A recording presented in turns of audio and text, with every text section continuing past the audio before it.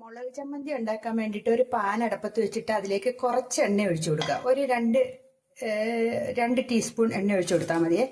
അതിലേക്ക് നമ്മൾ മുളക് ഇട്ട് കൊടുക്കുക. ഞാൻ കാശ്മീരി മുളകാണ് എടുക്കണേ. എരിവ് കുറച്ച് മതി. ഒന്ന് കളറൊന്ന് പതുക്കെ മാറിയാൽ മതി കേട്ടോ. ഒത്തിരി കരിഞ്ഞു പോകരുത്. അതിൻ്റെ തൊലിയുടെ ഒന്ന് പതുക്കെ ഒന്ന് കളറ് മാറണ വരെ ഒന്ന് ചൂടാക്കി എടുക്കുക.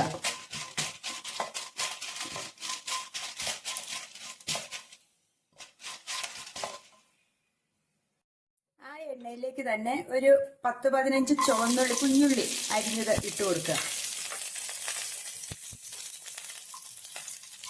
അതൊന്ന് വാടി എടുക്കണം. ഒന്ന് വാടിയാൽ മതി കേട്ടോ.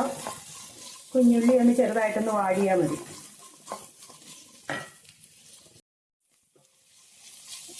കുഞ്ഞുള്ളി ഒന്ന് ചെറുതായിട്ട് വാടി കഴിയുമ്പോൾ അതിലേക്ക് ഒരു കുഞ്ഞു നെല്ലിക്കയുടെ വലുപ്പത്തിൽ ഒരു പുളി ഇട്ട് കൊടുക്കുക.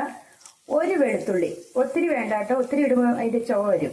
ഒത്തിരി വേണ്ട. ഒരു വെളുത്തുള്ളിയും കൂടെ ഇട്ട് ഒന്നോടെ ഒന്ന് ഒരു മിനിറ്റ് നേരത്തേനൊന്ന് ചൂടാക്കി എടുക്കുക.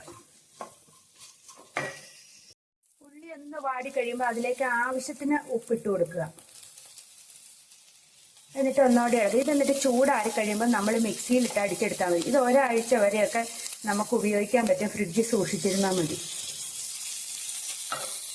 ഉള്ളിച്ചമ്മന്തിക്ക് വേണ്ട സാധനങ്ങളെല്ലാം കൂടെ മിക്സിയിലേക്ക് ഇട്ടു. ഇനി ഒരു ശക്കലം ചൂടുവെള്ളം, ഒത്തിരി വേണ്ട, തിളപ്പിച്ചാറിയ ഒരു ശക്കല വെള്ളവും കൂടെ ഒഴിച്ചിട്ട് മിക്സിയിൽ അടിച്ചെടുത്താൽ മതി. ഒത്തിരി നൈസായിട്ട് അരക്കണ്ട. ശരിക്കും ഒന്ന് ചെറുതായിട്ടൊന്ന് എല്ലാം ഒന്ന് പൊട്ടി കിട്ടുന്ന രീതിയിൽ ഒന്ന് അരച്ചെടുത്താൽ മതി.